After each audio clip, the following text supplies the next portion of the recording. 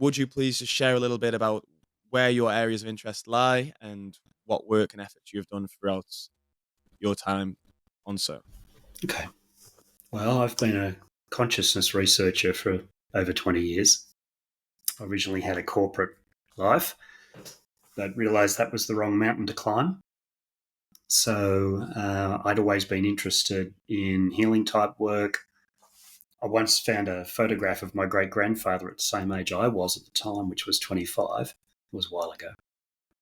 And we looked identical. And it got me thinking, Bailey, I thought, what if I'm the reincarnation of my own great grandfather? And I thought, well, this is really cool. Got into that a bit further, started to read some books about it. I'm not my great grandfather. But it it it hit something inside of me. It just sort of created a spark where you go and you investigate and you find out, Mm. is there more to this? Eventually, I went through and I did my own past life regressions with a person who was trained. Got into that industry, kept going, discovered consciousness, quantum physics, and most of the last 20 years I've been mapping quantum physics into spirituality, and also under the heavy influence of Michael Newton's work with the Life Between Lives work, where we go between the incarnations. I had the great opportunity to work with him while he was still alive and led his organisation for 10 years, and I'm still there now. But what it's really showed me is that, we're part of a metaphysical landscape, but no one's ever told us. And once we Mm. understand that, then life takes on a different level of meaning. So this is where I speak to a lot of people who within this area because it's something I get a sense that a lot of these things people talk about in different areas, whether it be quantum physics, whether it be consciousness, whether it be spirituality, whether it be biology, psychology, all things within the same realm, seem to be a lot of the time talking about a lot of similar things, just in a completely different language. And part of my exploration is mapping one thing to another in a way that can be translated across each different thing. And I feel like, especially when it comes to quantum, I looked into a bit of research. I can't remember the name of the person now. And they were talking. They spoke a lot about how a lot of quantum mechanics can also have an influence on consciousness and how that kind of multiple worlds theory evolved from that as well. And I'll be completely honest with you, Pete. I feel it's a little bit of a rabbit hole, which I'd love to dive into a bit more with some more context to some degree. I found it to be more than a rabbit hole, really, Bailey. It's more of a yawning chasm, but but it really beckons you in because it helps us to understand that, sometimes you walk around this planet and you think, is this how it's meant to be? Mm. Is this right? Is this what life's really about? Or do we start to think about something that is more expansive, more progressive, something that shows us more of who we are? Anyone who's ever had a near-death experience, meditation, hypnotherapy sessions, out-of-body experiences, any of that, astral traveling, any of that shows us the power of consciousness. And it shows us that we're not just this trapped in this, 3D body. Our consciousness slips in and out of it like a knife in a sheath. And we can leave our body and we can make these discoveries, or at least project our consciousness into an expanded state to find out what's really going on. And it's a great way to move outside and look back at some of the things that are troubling you and seeing them from that greater purpose.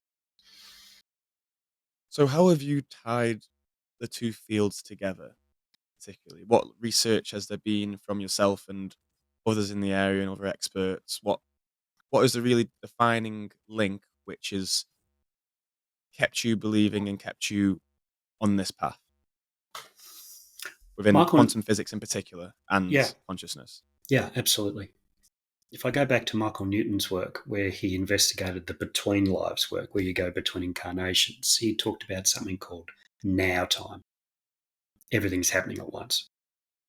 And the time is really an illusion. And we have this linear construct for time that we use in this 3D world. But time is more fluid than we realise. I mean, Einstein first showed this. you talked about time wasn't this sticky thing. It might speed up or slow down depending on the circumstances of what's going on around you. For me, his understanding of now time led me into a conversation about quantum physics, where they say that time is an illusion. I said, well, yeah, we found that on the spiritual side. There it is on the scientific side. So there's an immediate echo. We talk about the endless choices of a soul to incarnate. We talk about the many worlds interpretation. What are the different layers of reality that we're facing? Well, when we go to the spiritual realm in our work, we're in a different reality. They talk about 11 different dimensions in string theory. Where are these other dimensions? Well, we access them through expanded states all the time. Where does somebody go in a near-death experience? Well, they go somewhere else. They're not here. It's somewhere else. So string theory talks about the other dimensions, the many worlds interpretation. It talks about how when the particles split into two realities and keep going every time we make a decision. It goes back to the double slit experiment. When we observe something, we intrude upon its consciousness and we mold it and we shift it in a particular direction depending on what we're thinking. So this whole creating your own reality, creating your own life from the other side before you incarnate here, this stuff started to not just overlap, but to interweave with quantum physics and consciousness as a way that the universe works energetically. There's a whole different set of rules in the quantum world as what there is in this 3D macro world, but we're made up of the quantum world. So how does that reconcile? The way that doesn't behave like that doesn't is down to us and the consciousness that we project into any given situation that molds the world around us. See, this is where I kind of split paths within my own thinking, like that kind of dilemma of you hear about the quantum versus the metaphysical and how they act in seemingly different ways. And the way I heard someone explain, which resonated with myself the best, was that the way that human brain processes and pieces things together makes it physical. That's what gives it that physical tendency. It's what gives it color. We see things based on groupings and contrast. Our reality and consciousness, in terms of how a human experiences consciousness, day to day life, is us grouping things together so we can differentiate one thing from another, and then have using the contrast between the two things, between those vibrations and different to weave that together into one seemingly continuous story of time for us. That's the part where I feel that's a very human thing as opposed to a universal thing. Because I heard someone make an argument where it was, so if there was a quantum field and there was what's the term I'm looking for? Um, two simultaneous potential outcomes of something a million light years away, and it found it hard to believe, and I can see why people find it hard to believe that they could be both one way and another way at the same time, considering just until a human views it, basically, until consciousness lays eyes upon it.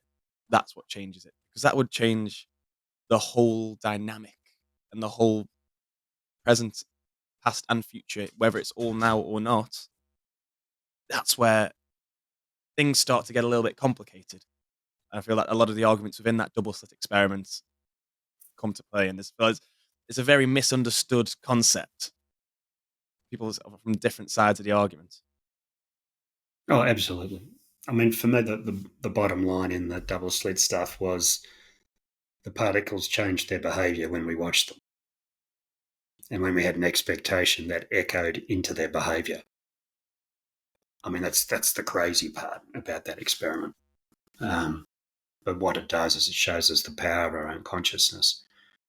I mean, this was discovered well over 100 years ago, the observer effect, as they came to call it. And when you do, for example, if you put this in now into 3D science, we have this thing called peer review. If you have a new concept, you have a new idea, whatever it might be, you do the work around it, you do the research, and you put together a paper. That paper then goes out for peer review. But if you've got everybody with their own approach, and their own consciousness and their own observer effect, then you get these conversations in science where everyone has their own idea and the theories don't match up. And the reason the theories don't match up is because everyone's doing their own observer effect, which means they're going to prove their own hypotheses. But what if he's proved which one and is he's proved one and they're different? which is what it seemed like. It kind of seemed like it's a very human thing, which is seek and you will discover. That thing you're looking for, you will find a way to find, which does make a Yeah. lot of sense with that now time, as you Yeah. put it. I've heard it phrased in different ways previously, and especially coming into when you talk about action from a quantum perspective, action being effectively the possibility with least resistance. Yeah.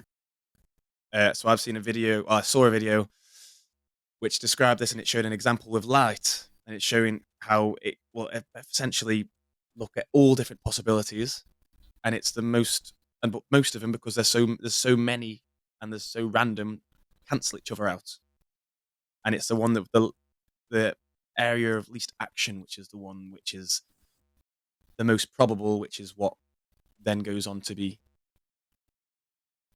the one that we see, that we experience collectively. Okay.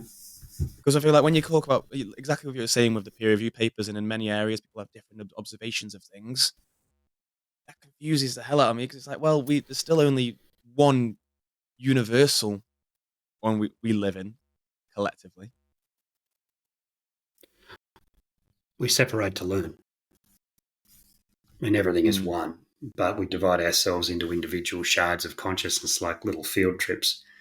We head out through the universe to gather information and experiences and to, you know, be with those vibrations and those frequencies as a way to help us to remember who we really are.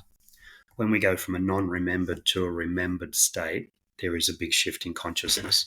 And a lot of people on this planet are undertaking that right now because the whole of humanity is shifting its consciousness. So that means the individual particles within that wave that makes up the whole of humanity, the particles need to shift if the wave's going to move. So a lot of people are um, coming in touch with things that they've parked for years. There's a lot of confusion, there's a lot of fear, there's all of this stuff around. But what it is it's a changing consciousness that's evolving very rapidly. And our role is just to hang on to the reins of the horse and let it bolt along and just enjoy the ride.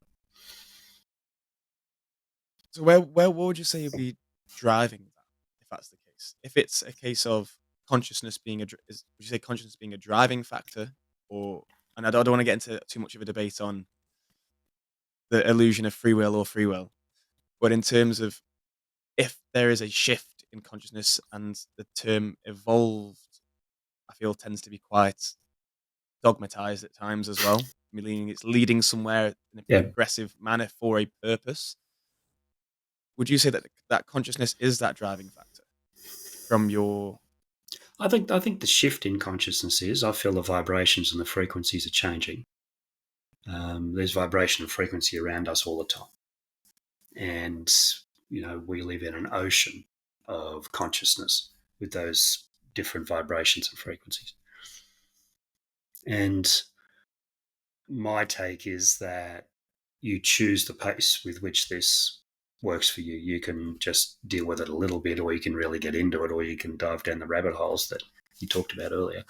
I mean, there's all these different ways. And, without trying to get too far into the free will, because I'm a halfway guy, I believe we set up each life before we come here, and I've seen it thousands of times. But then how you respond to what you've set up is where free will is applied. Because before we come here, we choose a family, we choose a culture, we'll choose certain soul contracts, certain events that will come into our life. So we sort of map that infrastructure out before we get here. But then how we react to each of those things, how we work with family, and whether we choose to stay in a culture or leave it. I mean, we have all these free will decisions that then as we make them, they go on to create the multiverse in ever increasing magnitude. So how would you explain that? So what do you mean by we choose these beforehand, previously to What we conscious found form with now? Michael Newton's work, and I'm talking from his original 7,000 case studies of people that went between their incarnations and made discoveries about themselves. We've now reproduced that body of work tenfold at Michael Newton Institute. Our people have done probably 70,000 cases over the years. They've been incredible journeys for people. So one thing that is a characteristic of his work, and something that I've seen validated lots of times, is, well, which life am I going to choose if I come to incarnate on Earth? Okay, well, I'm going to come here and I'm going to be that person or that person. And what are the different challenges that each of those assignments, if you like, would bring? How do they round me out? How do they develop me? So we have a say in whether we incarnate here in the first place. And we come here with a purpose in mind. Now, it may remain hidden, or it may be gently seeping through from the character of our own soul. But I guess what changed things for me, and what got me out of my head and expanded me beyond my human form, was to realize that I'm not really Pete. Pete's a disguise. And I say that to anybody that's listening. What you see in the mirror in the morning is your disguise. Beautifully chosen disguise, ahead of 8 billion others on this planet, so it's a very special selection. But at the moment, Pete's disguise is talking to Bailey's disguise. And we're going to have a good old chat. But, there's something else that's playing out here, because I'm not really Pete and you're not really Bailey. The people who are listening to us, that's not really them either. They're multidimensional, spiritual, eternal beings pretending to be human for a short while. So I've heard similar things. I can't remember who it was who spoke about it now. About that mask, like you say. But it's if that is as you say, a multidimensional spiritual being, and that's part of the whole, and part of the one full set of consciousness. What would be the benefit or purpose of splitting itself off to then come back afterwards to learn something that it seemingly already knows? Yeah, it's a great question, and I'll preface it with something first. For a long time, people have been searching for the theory of everything. Okay, what is one theory that holds everything together? The universe is a very complicated place. It's multidimensional, multiverse, the whole lot of it. The arrogance of us in human form is astounding at times. And even if there was to be one simple theory of everything, to think that we could actually comprehend it through this very small human intellect, you have to say, is that even possible? For me, the theory of everything is that everything is consciousness, and free will is an energy that we can use to mold that consciousness in a particular direction. We've already seen the power of this. Many years ago, they did some experimental work where they meditated in some of the big cities in America to lower the crime rate. The crime rate lowered while they were meditating. So, this is well documented, came to be known as the Maharishi effect. But what they did was they actually lowered the crime rate just by sending love and peace to the community. How could you possibly do that? That just seems bizarre. That sounds intuitive. That sounds to make complete rational sense that would work. Yeah. So absolutely.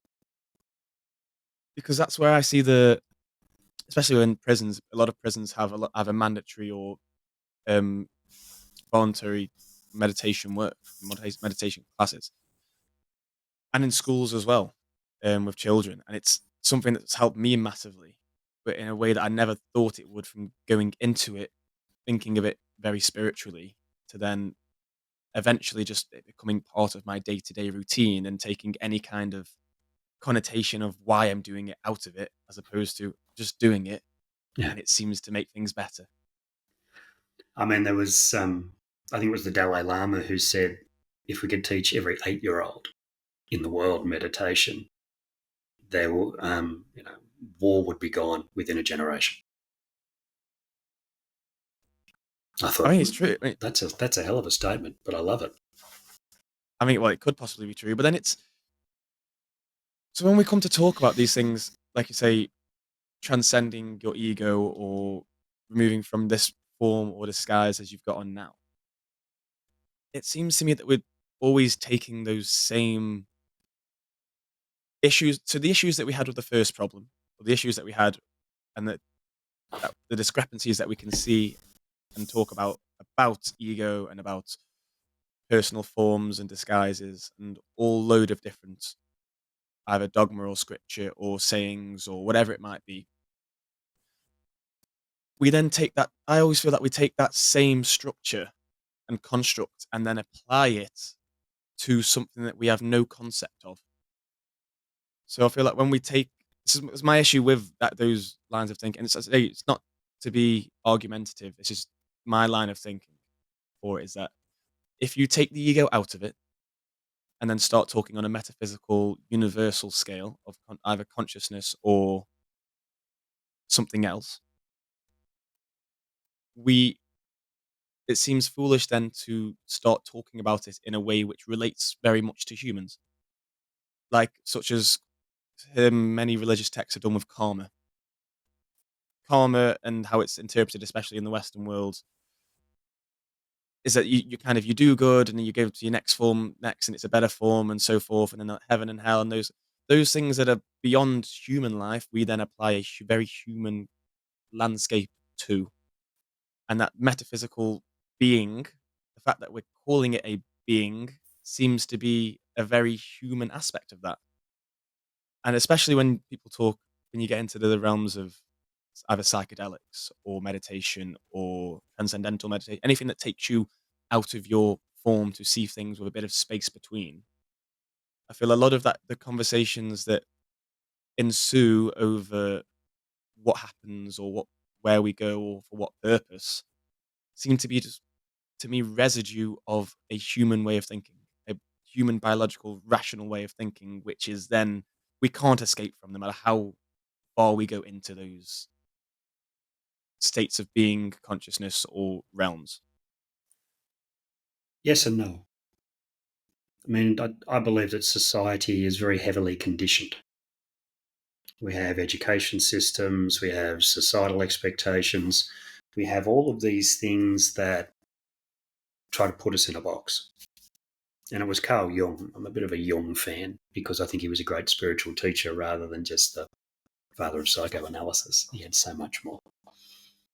And he said that we can never truly discover who we are until we release our familial and our societal conditioning. So the conditioning through family in our formative years, the conditioning of a society that we're born into. Once we get past those levels of conditioning, only then can we really explore. Otherwise, we are muddied or driven by those things that you describe. You know, this is how it's meant to be. We've been educated. We go to school for at least 12 years between primary and high school, and then there's higher education. But is it higher education or is it more indoctrination at the next level? For I me, agree. it's about, what do we do? I mean, I look at PhDs and I had this conversation and I wrote something about it in my last book. But to do a PhD, you have to stretch the boundaries of an existing field of work, which means no one can ever write a PhD on a new field of work because you couldn't get anyone to supervise your PhD year because no one's in that industry. So it's sort of it's a circular argument that we're just stretching new little pieces of existing fields of work. Oh, I'm doing a PhD. I'm going to do something grand and different. But you're still stretching an existing body of work into a new space rather than Mhm. starting a whole Yes, new field. definitely. I mean, that standing on the shoulders of giants is how humans have got to such a technologically advanced area. And the peer review system, as good as it may be, is very flawed in the sense that it is directed for government slash business profit and use. Not to say for good or ill or for whatever. Not to say it's progressive and it's always right or it's always wrong, but the man who created the peer review system, Robert Maxwell, he was Ghislaine Maxwell's father.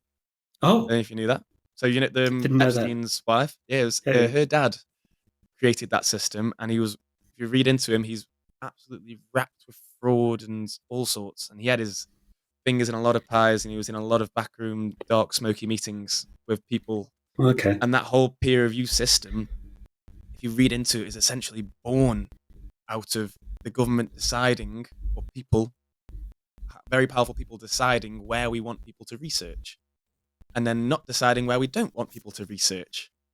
And I'm not going to get into any conspiracies and say that's for they want us to they're hiding the lizards or whatever. So people shout about. But what I will say is that they are. It's very clear that they don't want research on cures for different things. They want research on things that can make profit.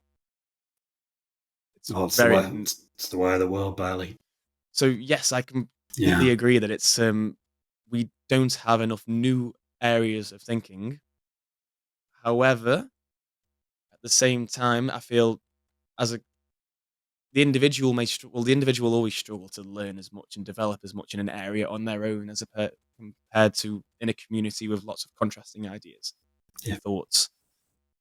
When it comes to this is where again coming back to the discussions I have being right, we may have some advanced technological ideas and thoughts and science. We also have a lot of experiential realities which people talk about and have in common and commonalities within those different ways. It's just phrased in a way that seems kooky to the modern world and to a lot of people who are just hearing about it. However, it's still an experiential reality, and I think that the more that we can pair the pair them all together through a translation, the better with that. Which Well, is why I think to do so, it's also very important to take away your own agendas within those conversations. Which is why I feel a lot of people who have these very vivid and very powerful experiences, for whatever purpose, reason, or merit, it's often, I believe, a case that they were so they were so powerful to them that it's very, very hard to disassociate their feelings towards what happened because they know that happened to them from what other people might be saying, and it's kind of then all just lost in a big shouting argument because of that, which is often I feel is the case because there's a lot of if you want to if you want to speak to a scientist or somebody who has these beliefs and has a whole load of other people to back them up, you're not going to change their mind. How can we then speak to them in a way which makes complete scientific sense without using any dogmatic terms or woo woo, for lack of a better terms to get to them with that? And I feel like to take human experience out of that and why consciousness from on a human level is important, take that out of that equation, and I feel there's a lot better conversations that could be had with a lot of smart people working in the same direction, as opposed to seemingly on the same path, just ignoring each other. couldn't agree more. I think the future of meta science, as I like to call it, once we get past this peer review thing, once we get past the ego thing, once we get past the funding thing, I'll fund your research as long as you have this answer. And we know how often that goes on in the world. Once we get towards collaboration and we put great minds together in one room to work on something together and leave their egos outside, I think, humanity will go ahead in leaps and bounds. I think there's so much waiting to be discovered, and we're starting to find the tools that allow us to do it. They're still teaching Newtonian physics in high schools. Force equals mass times acceleration. I mean, that's great, and it's very clear cut and all that. And every action there's an equal and opposite reaction. All of this stuff is still being taught in high schools, and we should be talking about quantum physics. We should be talking about multiverse theory. We should be talking about quantum entanglement. We should be talking about how we create our own realities and, what do you want yours to be? I mean, for us to take humanity to a new level, we've got to start to empower the young people that are coming through to be more objective explorers rather than more cogs that fit in the existing machine. I feel that there's a I do agree exactly that. I do agree, but I've thought about this quite a bit, and I feel that there is a ingrained system error which is causing this, and that is the fact that the people who move the needle the most are the ones who have the most energy and desire to do so. But those people are also the people who have the least wisdom in life because they're younger.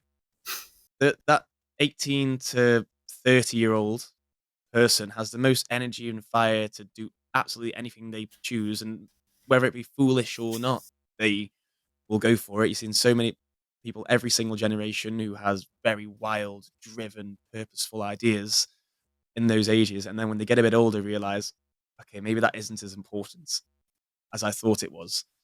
But now that they are more relaxed in their state of mind and come to their own terms and conditions, they are the ones they haven't got that energy anymore, Mm. fire to go and move that needle in the right direction. But all you hear in the media, all you hear, I've heard in newspapers, is they will intentionally, people who are smarter and people who've got that incentive, use those ways to, I don't want to say manipulate, but to give a guiding hand the way that they want that fire to spread for their own benefit. And I feel that has its own positives and negatives, but that's where I feel that is we're always kind of fighting a losing battle unless you can appeal to a younger audience. But a younger audience appeals to only the most pressing things. And Mm. those are the things that are right in front of them, which they are told are the most pressing, the ones that their friends are talking about, whether they are the most well informed person in the world or more likely the most ill informed people that are out there. I mean, I don't know what the answer to that is. What I encourage people to do whenever they can, and this is part of the work that we do, is we move outside of the whatever's happening for that person, emotional, physical, whatever it might be. And we ask that expanded state that they're in, what's the greater purpose of this happening in their lives? What is this really trying to show us? What is the opportunities that come with this? And I think if we take more of that big view, more of that expanded state awareness of the world around us, I think the world starts to look quite different. I think a lot of us are sort of locked into a particular way of doing our life. Everyone's glued to a phone. I went for an appointment the other day. The waiting room was full. Everyone's on their phone. The sun was shining outside. There was a beach across the road. I mean,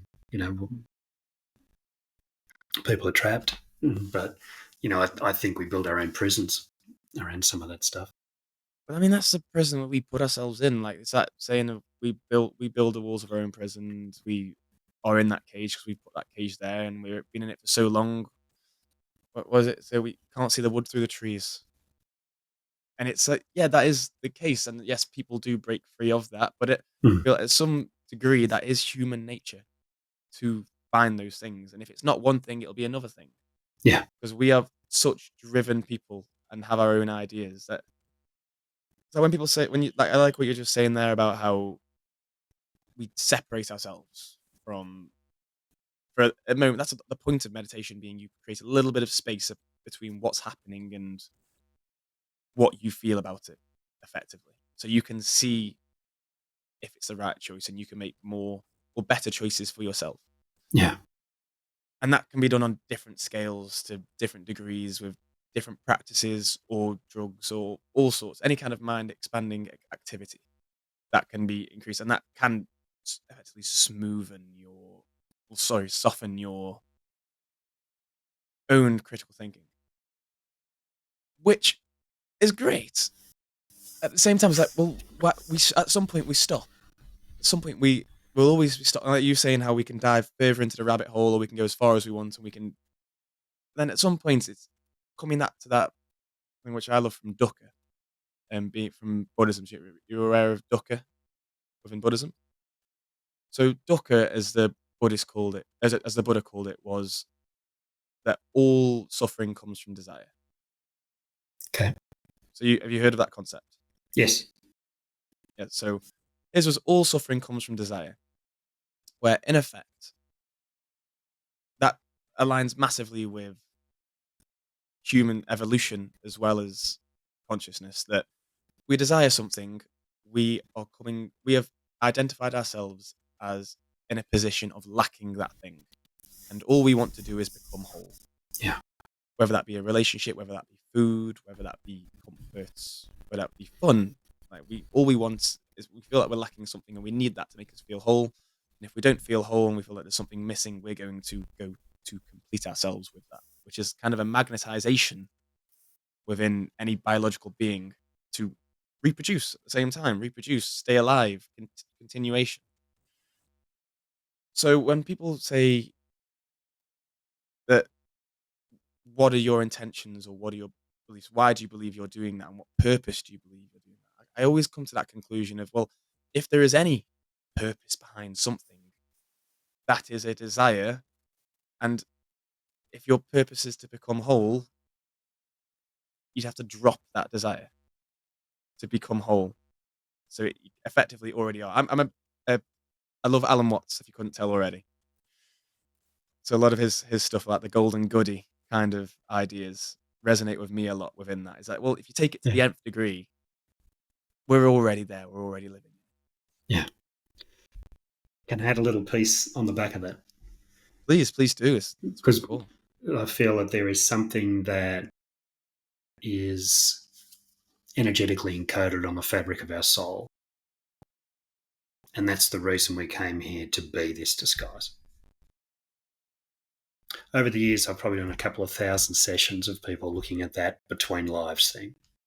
And one of the greatest questions that people ask is, what's my purpose? Why am I here?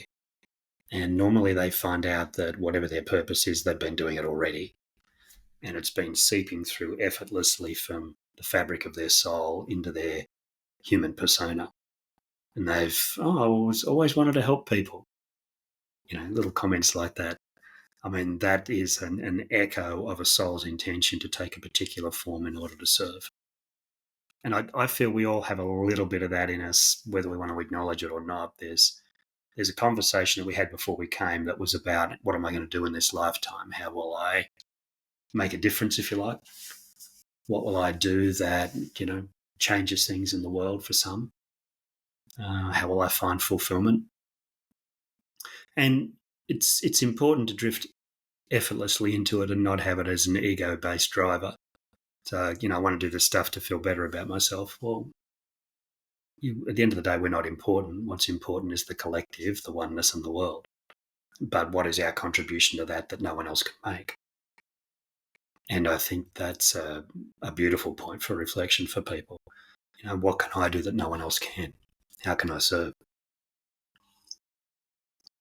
So from what you've just said there, I'm getting that aligns totally with my understanding. 'Cause I always, at its core, I try to take an if something makes sense evolutionarily in terms of basically reproduction and continuation of the human species, then it is likely to be reasonably true to some regard. Our reasons and our explanations of that doesn't really matter, but if it lines up with it, then it's to some degree being true. That's where I feel it's a very human word when we say purpose or when we say an echo, because we want that to be the case. We want that to be it. But then when you look at, say, child psychologists and really good therapists and psychoanalysts who look at your childhood and you discuss your childhood, you get very often those things that we find that we love to do the most are some of our earliest memories, or things that we don't remember, that have is how our genes expressing ourselves from such a young age, where you may have been really into sports or a certain particular sport and from a very young age. You may have varied away from it for a little bit, but we have our most blissful feelings when we are younger. We have the most of Yeah, those happy absolute chemicals when joy. we are Yeah. younger. That pure joy, not a Mm. care in the world. We physically cannot process future harms in the same way that we do now as adults. And I feel those are very Pavlovian within our brains. That when we get older and we start to think of, we get conditioned into a certain way of thinking or acting, that's where that misalignment comes from who we were when we first started.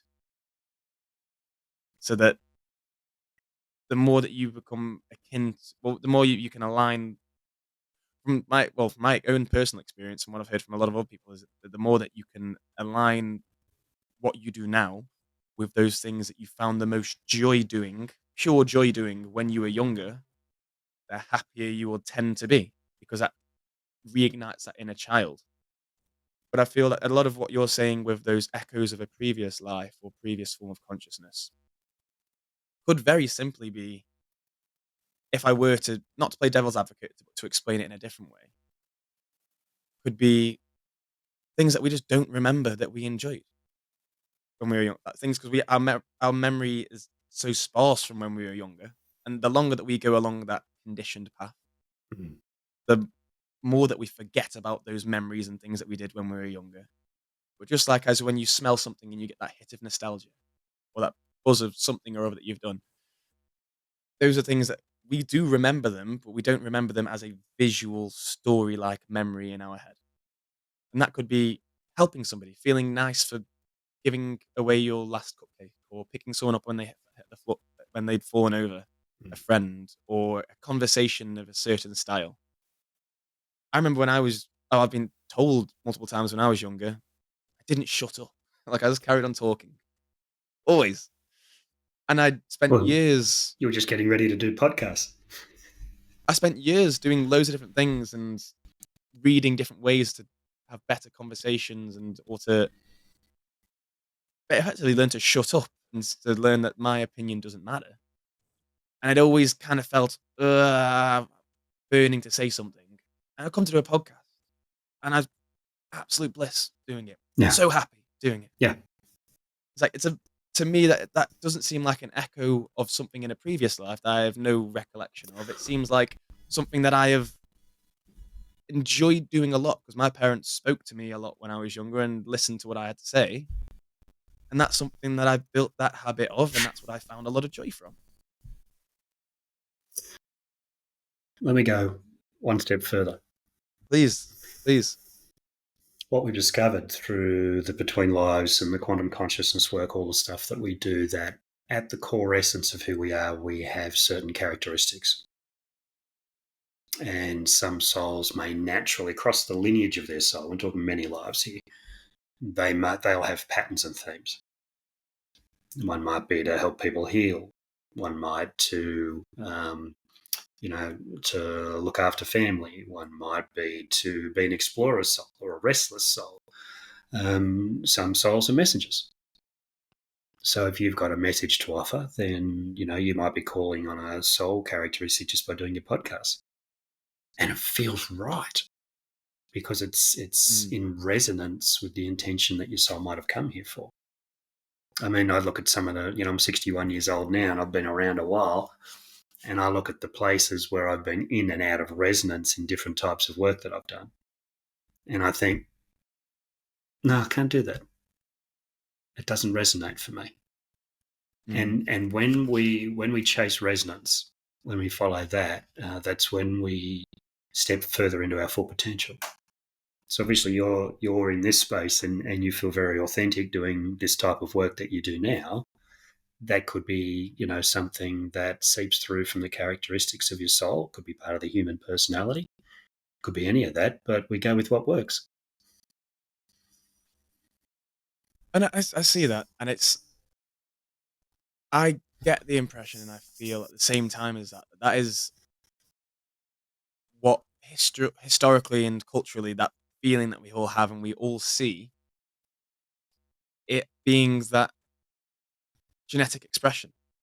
But whereas speaking of it in these terms of reincarnation that people have for thousands and thousands of years, because it I feel where it because it lacks a lot of the because those theories and ideas lack a lot of specifics, we can attach ourselves to those beliefs more wholesomely because we can fill in the gaps in a way that feel authentic to us.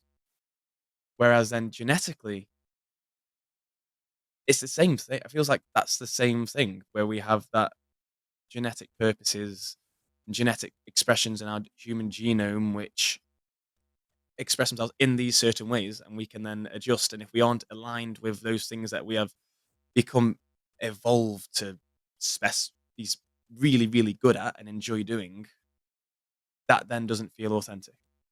In the same way where you may have family members. Like I remember when I was younger, I used to dread the idea of at times of being just like different family members because I saw the positives and I also saw the negatives, and I thought I don't want that life. I want my own life, and I want this. And I was young. I thought there's no way like I'm like that. And then the older I got, I've realized, oh god, I'm more and more like my mum, my dad, my uncles, aunties, grandparents. More and more that I see the things I'm doing, and I'm happier when I do those things as opposed to that, Yeah. which seems very obviously being very connected in that right. Yeah. But seeing how that pieces together, it's like again that different language side of things for it. Because I have my own ideas on consciousness in particular, which is the best way that I can connect the feeling of consciousness and the passing of soul, as you say, moving of souls or moving through from one realm or from one consciousness to another. What's your definition of consciousness? My definition of consciousness is experience. Okay. So whether that be human, animal, biological, or a different form that we have no idea of, experience. Okay. Yeah, that works.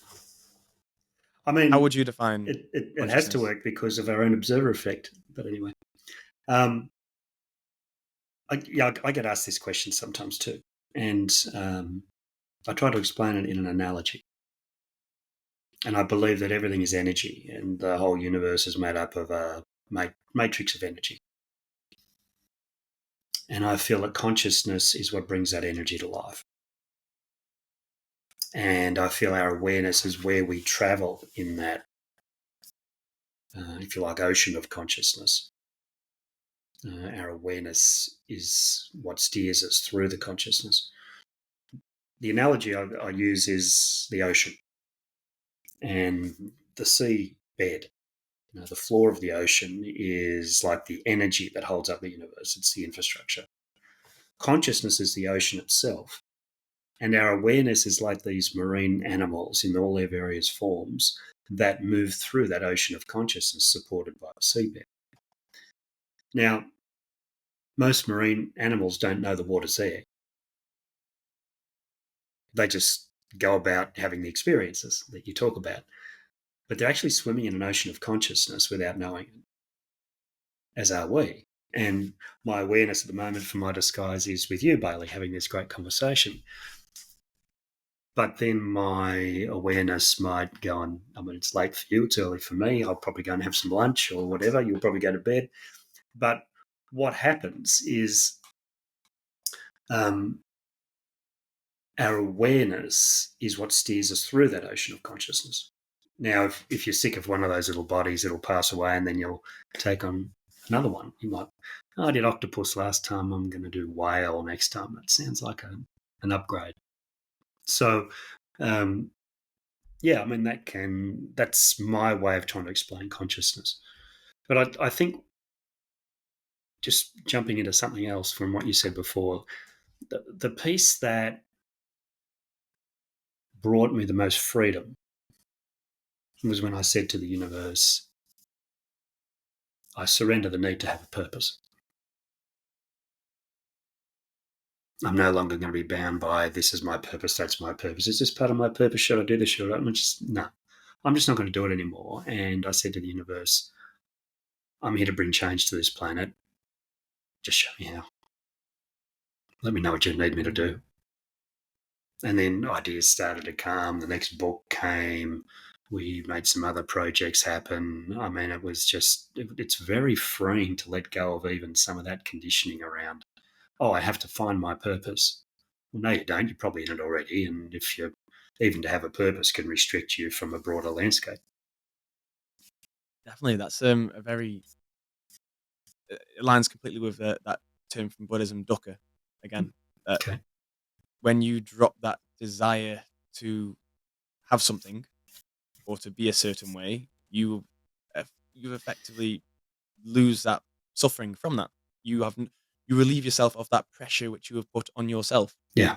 Well, especially knowing that these things like purpose yeah. and direction and reasoning, they're human terms. They're human terms which help in a human society, which don't point to anything other than what are you going to do. Yeah. And when you don't hold associations with the intangible versions of what you do, you can then have a lot of energy to freely do the physical things that you need to do or want to do. Mm. I had the same kind of thing where I had I feel like it's you're not giving up, you're giving in kind of thing. So it's you've got that, and it's people have spoken about it in loads of different realms where you take away your idea of what you want to happen, and then what will happen can happen, and you're not stressed about it, you're not anxious about it, you've not put a prediction on these things or an expectation of these things of how you think it's going to go, and then being wrong, you can just do it rather freely, and that's kind of the blissful feeling that comes from those same ideas. In some ways, it's like the ego struggles while the soul holds space and gently smiles in the background. Mm. And all of these struggles and these difficulties and these problems we need to solve, I mean, many of them are characteristics of ego and desire, to use your word. Um, I need this, so I must have this, or whatever else it might be. And it leads to a form of attachment that can be debilitating in some ways. I mean, Yeah. a great example of this is the focus on material wealth in our society. And then someone loses all their money in the stock market or something like that, and then their life's not worth living. Well, it's only money. I mean, you Mm. didn't come here to play the stock market. You came here to make a difference to the planet and to interact with people, to learn stuff. I mean, there's so much more to life than just what it is. The great fallacy for me, Bailey, is that we are cultured in Western society to accrue assets and wealth and to draw our own self importance from that type of thing. And then when it comes to the final moments of our life, we die and leave it all behind anyway.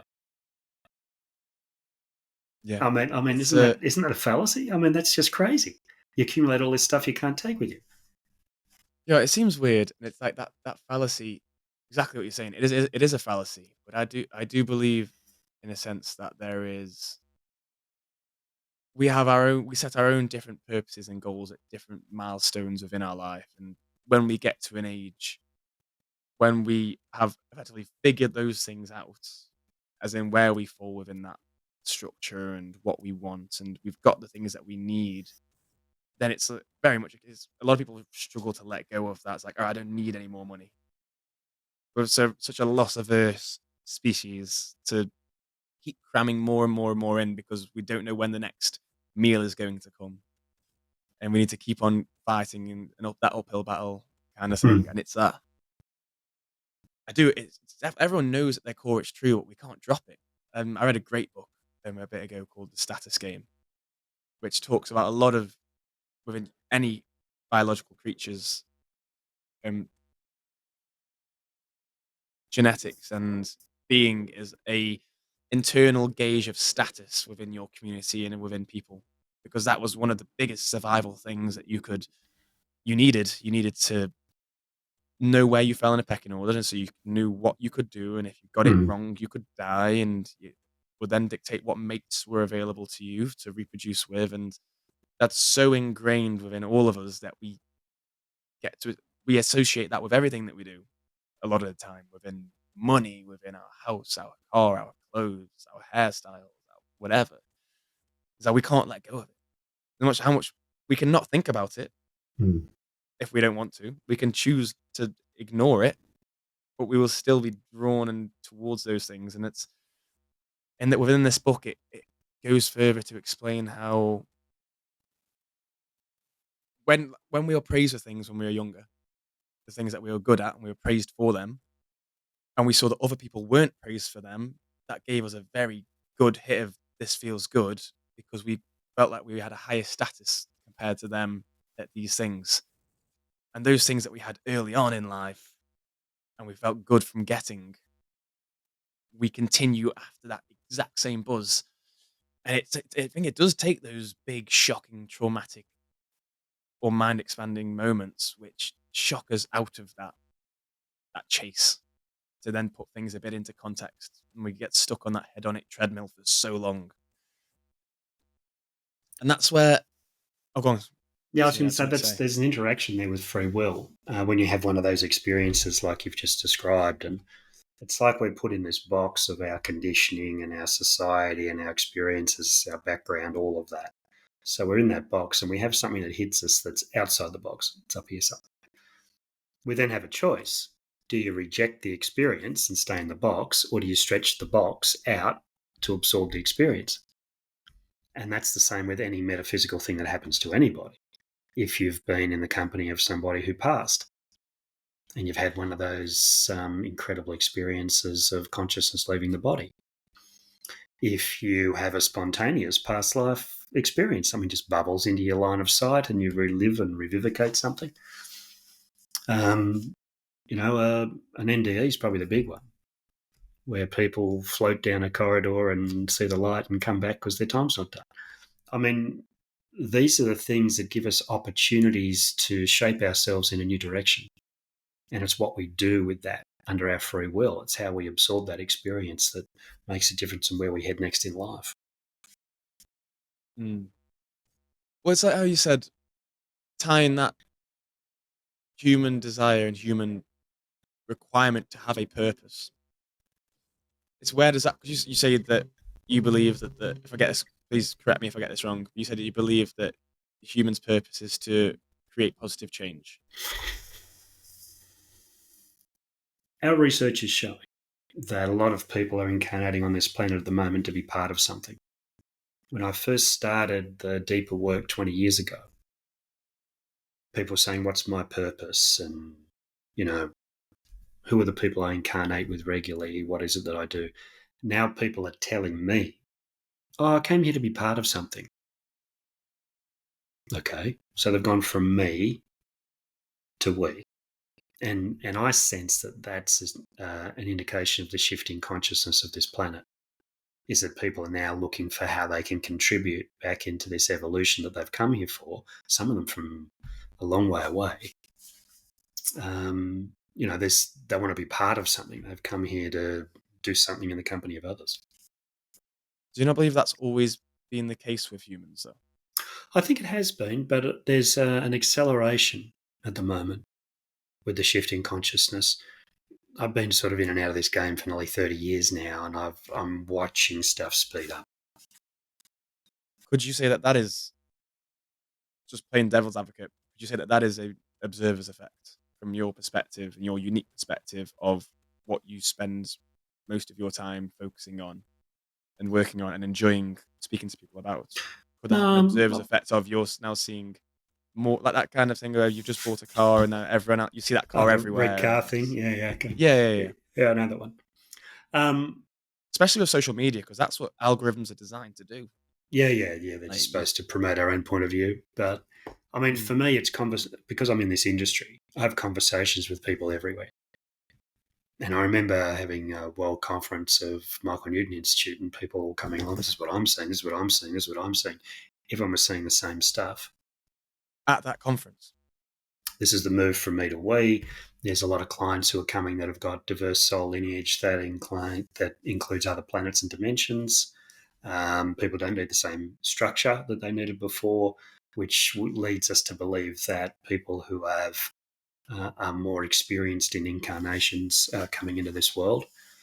This isn't really a good learning ground for new souls because this planet's a bit tough. But there's something about, because I'm part of different groups, I'm seeing some of these trends. I'm seeing people being more open to wanting to do sessions these days and to explore the metaphysical as well. But I'm in a very small and practical example. It was 25 years ago I did a Reiki course. That's how I sort of started to get into all the metaphysical stuff. And I was pretty skeptical because I was an old corporate guy back, all those years ago. Oh yeah, I got to feel something, got to see something. I need the evidence, that sort of stuff. It just blew my mind. And I said to some people, I said, oh, I did a Reiki course, and when people would say, oh, what's that? Now, 25 years later, you mention Reiki, everyone's heard of it. And oh, that's one of those hands-on healing sort of thingos. People sort of have a general understanding. Oh yeah, I had one of those once when I was in hospital, and some person came through and offered it up, and I said, yeah, okay, it felt nice. So more and more people are, I think, frustrated with existing systems on the planet, and they're looking further. But then what makes that one more more or less better or worse than the original ones that they came from? Because this is where a lot of the status games talks about in psychology, within psychology and what's ingrained within genetics say is that, and this is where cults come from at the same time, is that when people struggle so much in a certain game and can't see a way to progress or get better, especially comparatively to others, they decide to bow out of that game and then can quickly get indoctrinated into a different one and is effectively saying, I can't win this game. I'm going to go play a different game, which I may be better at. And when they feel that they are better at that game, they double down on that. And that's something that we see with audience capture at the same time, where especially with social media, audience capture being when people say certain things, they get an inflated response on social media, not because they're right, but because they're more interesting. And then they'll say something else and they'll get less of a response. And they naturally self audit to get to more specifically what they have been told, well, what is working for them, especially when they've got financial incentives and they've got people Mm, around the world saying this. And you people see a million views and think that I yeah, must be right. I must have yeah. something to say. My purpose has given me this. And you see a lot of this within religion. I was watching a documentary a couple of weeks ago about this woman who she had a YouTube channel with her family and children, and she got one of the most popular YouTube channels of the time. That she about 10, 15 years ago. She was one of the most popular YouTube channels out there, and she went so far into it, believing that she was such a great mum.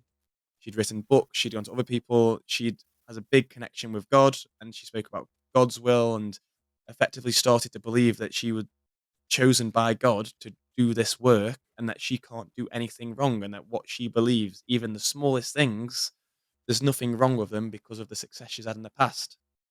And that story led to her abusing her own children, tying them up and inflicting pain and tor- basically torturing her own children, because that's the way that the brain dives into these things when we get certain responses and it spirals. So that's where I see the exact same thing as well with modern medicines, people believing in modern medicines to certain degrees. But that's where my dilemma is of people going from one to another and choosing one over another, as opposed to incorporating all of them and seeing what works for them the best. But then because it works best for them, they then go and say that no, this is what the right one for everybody. There's two things. Anyone who's moving into any of the public figure type energy need two things. First of all, they need self awareness. And secondly, they need integrity. And if you're going to be a messenger, then you've got to have the ability to take feedback on board, to listen to feedback, to make changes from that feedback. I mean, that's what self awareness is all about. It's about catching yourself doing the wrong thing. And that flows into integrity. Integrity is about what do you do when people aren't watching? Do you do it because it's the right thing, or do you do it because you want to be seen to be doing the right thing? Because integrity is not an 80% or a 90%. Integrity is either there or missing. It's black or white. Oh, But that, I'm usually I'm having a low integrity week, but I'm usually pretty good. I mean, that doesn't quite cut the mustard. but all integrity, as seen by somebody else, can fly straight into the face of authenticity.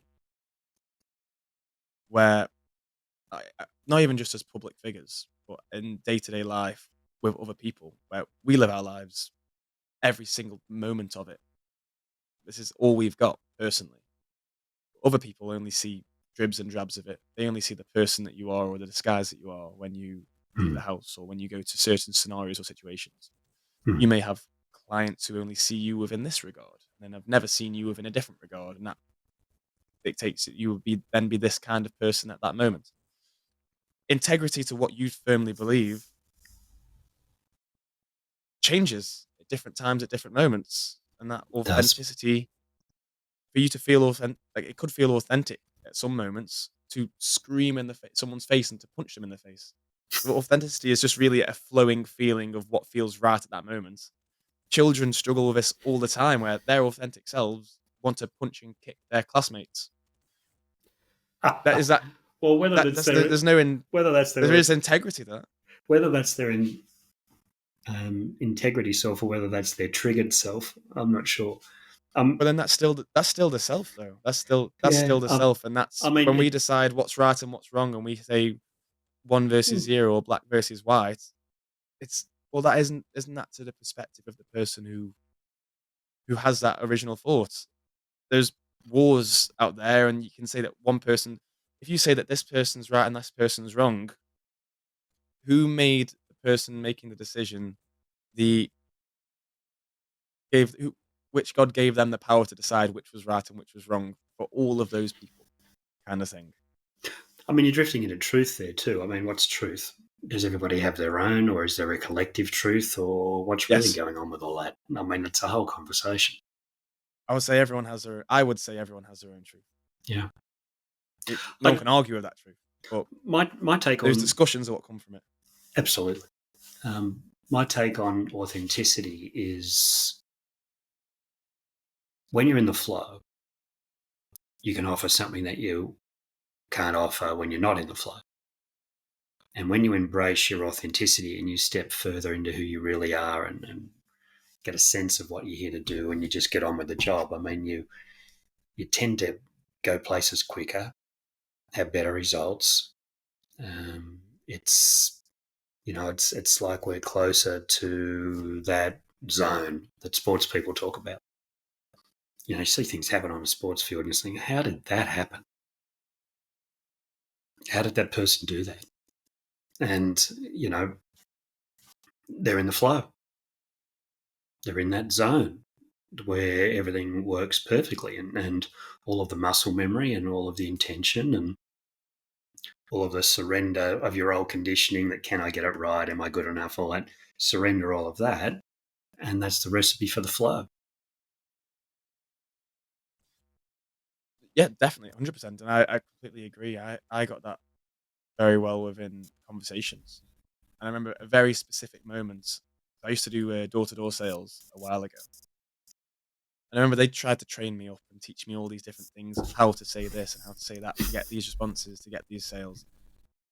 And I did that for a little bit, and I was like, oh, mediocre results, and wasn't very happy with it. It felt inauthentic. And at one point, I just decided, I'm just going to knock on this door and have a conversation with somebody, not try and sell them a single thing.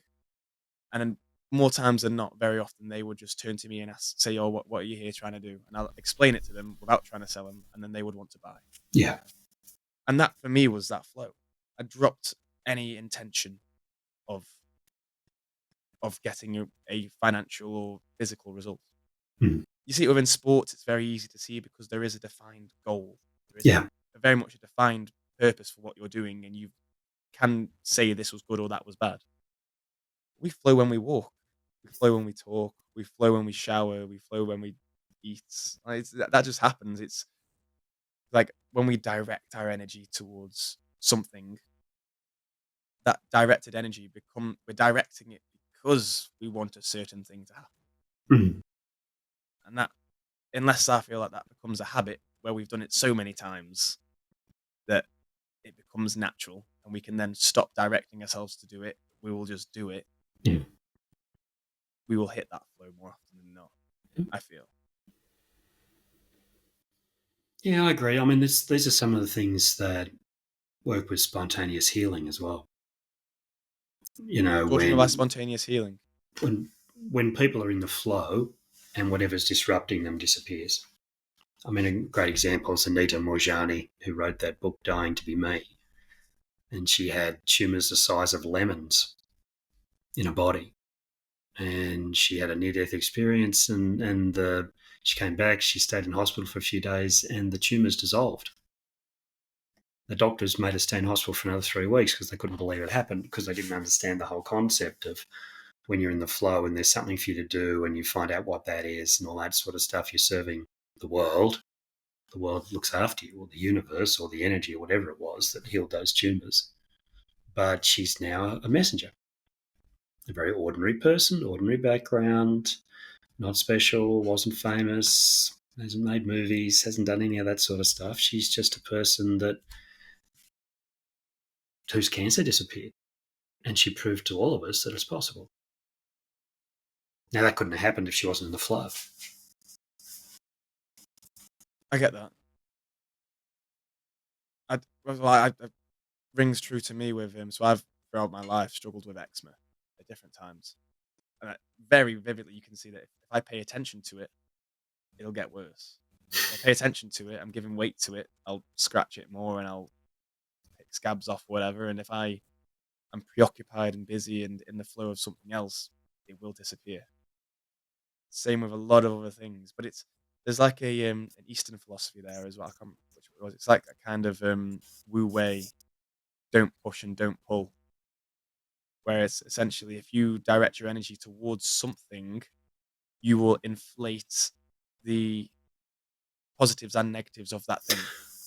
Well, if you were to send your eczema love or gratitude, grace, one of the higher vibrations that happens, you might be surprised what happens. Have you tried any of that sort of stuff?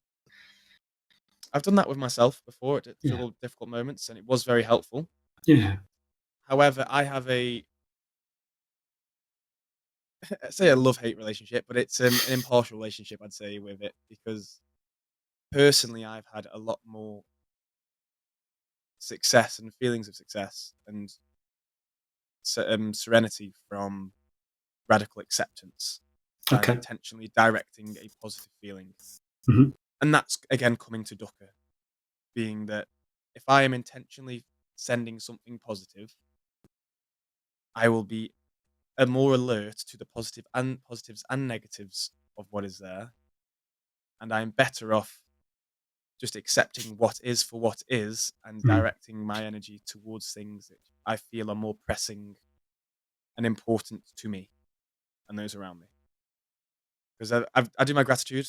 I love my gratitude practice in the evenings. It's very helpful. It's definitely helpful for me getting to sleep. I mean, I'm not saying it doesn't have its moments for anything. I'm not saying it's a specific, but in general, I'd say for when it comes to specifics, I like that. Right, if this is bad, it could well be for a good reason or have good things in the future Mm. from it. It could improve my resilience or my discipline or my resolve, Yeah. which may be important for me in the future, even if it's not right now. If it's bad, if I were to wish away that bad, it's like, would you? I would wish there'd be no rainy days if I didn't think of the repercussions of that. Yeah. Because no rainy days mean no flowers. There's no nature. So it's that this is bad. Let's always try and take a positive from what is bad, as opposed to just wishing the bad away and only wishing for good. Because then I'm desiring again, and I'm going to suffer when reality doesn't match up to my expectations of what I want to happen. There's another way to look at that too. And if we have a philosophy in our work that nothing is wrong and that everything is perfect, everybody is already perfect and they're just working to remember their magnificence. And for a physical issue like that, we'd expand somebody out into an expanded state and we'd say, what's the greater purpose behind the eczema? And once you're in that flowy, expanded state of being where you're in touch with greater wisdom than what we normally have in human form, we can get some incredible insights that work with emotional and physical challenges. And my experience, and I had a session just yesterday. My experience is when you speak to, we were talking about a little growth in somebody's body. What's the greater purpose behind that growth? And that growth had wanted to turn up as a messenger to slow the person down, to get them to rethink how they're going about things because they were on a path towards burnout. So this little fellow turned up to get the attention of that client so that that message could be shared. And, that's a big shake in life. I feel it works. It definitely works. Those practices work as in a way to help us to resolve things that are causing us stress and trauma or issues in some form or another. And at the same time, I think they also can, like, if someone's suffering so much and they're in pain from this, that, or the other, then yes, these things will help to resolve that because it changes your perspective. It helps you to readjust your alignment with that thing that's happening. And that in its own right can help to resolve that issue in it straight away. And yes, when it comes to things like burnout, those are real things, which people may have been so worked up over different issues that they have not seen what is actually happening to them, is that they might be working too hard, Mm. working too little, focused on the wrong areas of their relationships or careers or whatnot, and aren't truly authentic to themselves at that time. And at the same time, I'm thinking, right, we've all heard the story of the princess and the pea, and that is that resolve for me at times is like, right, if I'm focusing all my energy on my own resolving my own suffering, that can take a lot of time and sometimes be just, well, some would say it's a never-ending battle. Mm. But that seems a little bit selfish to me personally. It's like I can live through a bit of pain if it means I can help somebody else. Like I might be overworking, but if I'm a doctor, better keep on going because lives could be at stake. And if you've found something which is helpful for yourself and other people that you like, when people say they want to be involved in something and they've got their purpose or they find something that they are raptured within that moment and within that activity, they will just keep on going and they won't even realize that their beard's overgrown or they've got injuries here, there, and everywhere. It's only when they lie back in bed and twist around and be like, "Oh shit, I didn't realize that." Or they'll look down and they realize that they've got a big cut on themselves. It's like they've been raptured within something which is Mm. enticing them. Mm. And if I'm focusing on something which is an issue which isn't really an issue, life and death things, yes, very different. But even with some degrees of pain, I can see it can be a distraction, and people are Yeah. looking for something that they can say, "This is the reason I'm not happy."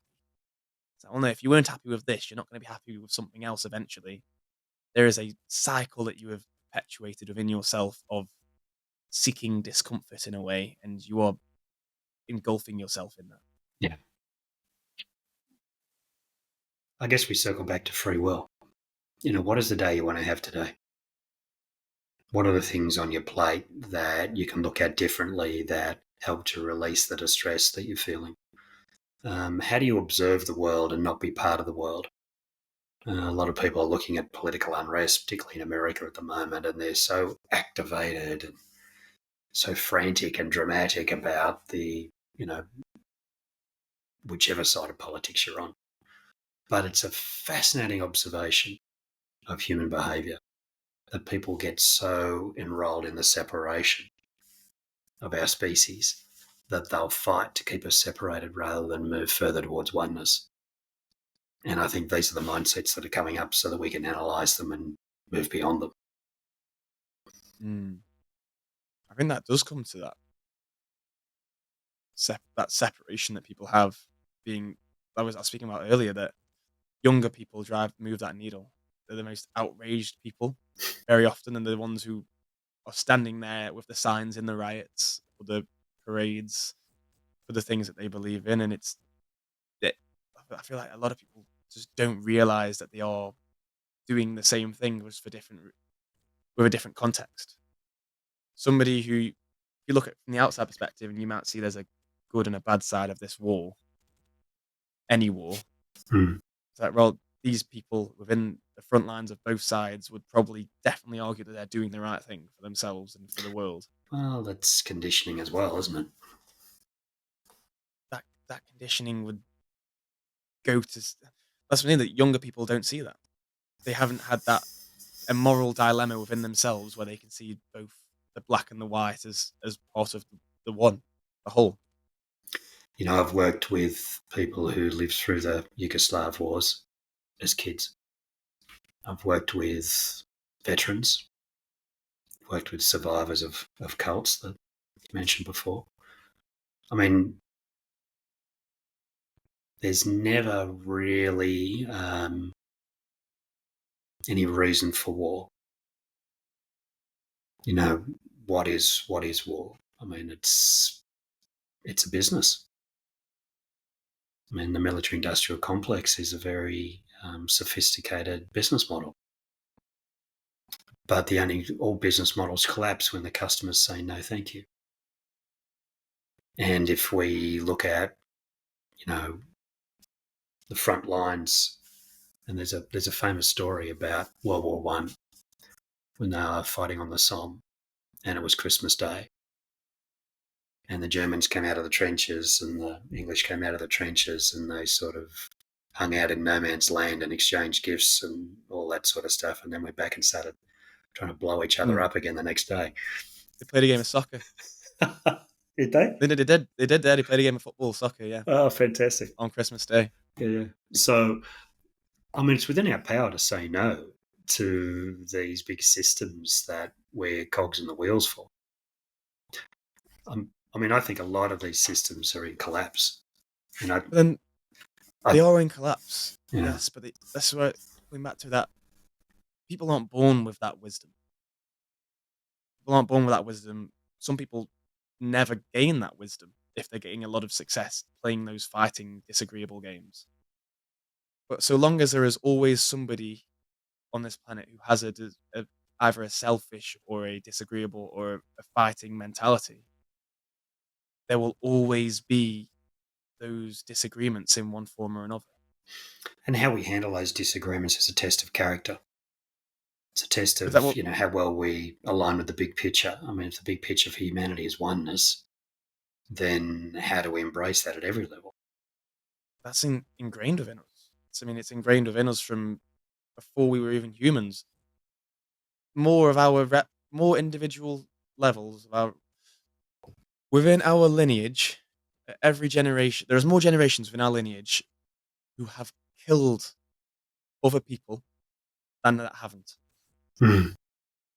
At some stage, not too long ago, going back, let's say even just more than 250 years ago, every generation of our lineage, which we are genetically almost identical to, has killed another person. This is very recent, and it seems like a very privileged problem that we come to terms with now, that we have solved so many of our problems that a lot of people are now able to sit back and say there aren't really any problems. Let's all be very peaceful with each other, which is great. But genetically, you take kids, you look at Lord of the Flies type mentalities. I work with children at the same time, so I bring a lot of it to kids because you see a very basic and core form of human behavior, which I don't believe ever leaves us.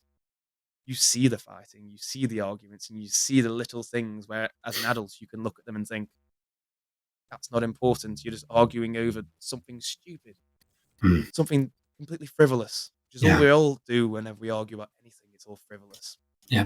But it's so ingrained into how we are that I can see it being very, very useful to a select few people and select group of people, which is especially why I believe spiritual mechanisms and practices are so popular now within Western cultures, because it's a very privileged thing to be able to say, I have no problems, the world is amazing. Because we're not starving, we're not lacking medicine, we've not got nowhere to live, not got nothing to drink. And it seems very, very privileged in a negative way to be able to then say to everyone else that your problems don't matter because nothing really matters in this form. When there is things that matter, if I were to come up to you and take away and cause harm to yourself or a family member or steal from you, regardless of how peaceful someone might be, they're not going to be very happy with it. And I know people might refer to, say, Buddhist monks setting themselves on fire and saying that pain is an illusion and it's pain as we decide on that. It's like, yeah, it's still there. Yeah, I think we come here to experience the full gambit of human emotions. I mean, the challenge for us is how do we cope with them and what do we do about them? Can we put our differences aside for the greater good? I mean, that's the test humanity's going through at the moment. I Should mean, we, though? Should we at we times? put aside our differences. Well, on a human level, for humans, we are seemingly getting to the stage where that would seem like a very logical step. Hmm. Mathematically, so obviously about the Nobel Prize, the Nobel Peace Prize. So the Nobel Peace Prize being by a guy, Nobel, who the first the creator of the Nobel Peace Prize was the founder and creator of dynamite. And his argument, which is why the Nobel Peace Prize really, it's always about the advancements of game theory more than it is peace.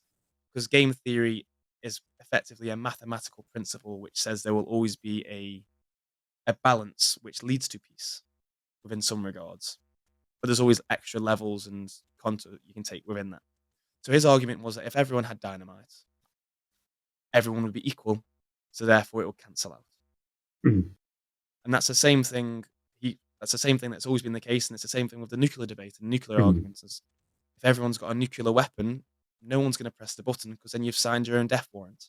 Hmm. So that argument becomes how much should we have? How many nuclear weapons should we have? And at what scale? How much should we invest in that? Same thing goes within evolution with, let's say, a ram with their big antlers or big horns, saying, like, how big should one ram's horns be? So, well, as big as the other ones, because then they cancel each other out, and therefore we have an equilibrium and peace. So, how violent should a person be? Just as violent as his neighbor. So, as if we, as a whole, on the whole planet, let's say we could sprinkle psilocybin through the airways across the whole world at one exact moment, and everyone have this enlightening moment at the exact same time to the exact same degree. Hell yeah! Back Hmm. to the Garden of Eden. Hmm. We're there.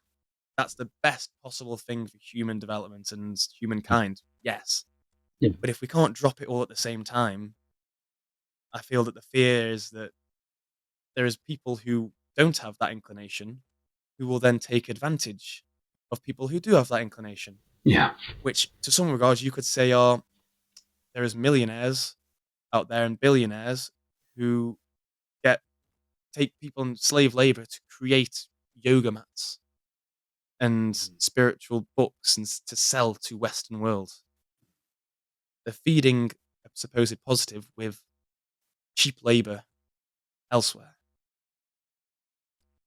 The desire that's like hearing that to kind of Adam Smith, economic founder of modern economics.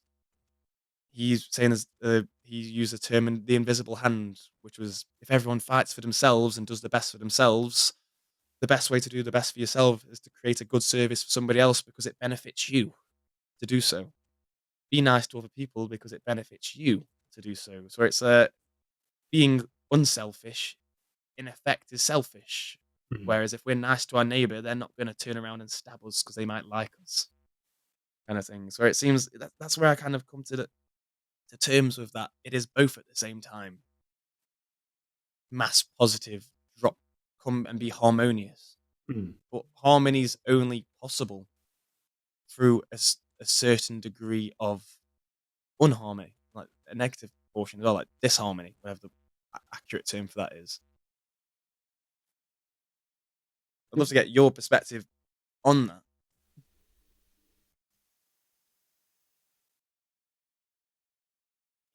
I circle back to the whole disguise thing. Mhm. And I say, what is the behavior of my disguise? What is my disguise going to do today, etc.? And if you take this elevated view of your own behavior, that brings some of that self awareness, which brings behavior modification, which might bring a change of approach in some ways. When I train the longer term people to do our work, first thing we do is we do a personality profile so they can understand the human doorway. And it's like a Myers-Briggs type thing based on Jungian psychology originally. But, it gives them an understanding of their human doorway through which they experience the universe. Well, you are that particular profile, but that's just the human part of you. That's your disguise's profile, not yours. Who do you choose to be beyond that? I think one of the real problems of the world is that we get too wrapped up in the ego side of ourselves. And we're very full of our own importance, and we behave accordingly, and we go about our business not realizing that we're just hamsters on a wheel. There's a big universe out there ready to be explored, but you've got to surrender a lot of what's in the way first before you can do that. And I feel that for people to have like some sort of a metaphysical experience to show them what the universe really is, I think that's something that I would wish upon everybody on this planet, because that's Definitely. what'll really shift the game. Definitely. 100%. Oh, yeah. 100%. Definitely. It's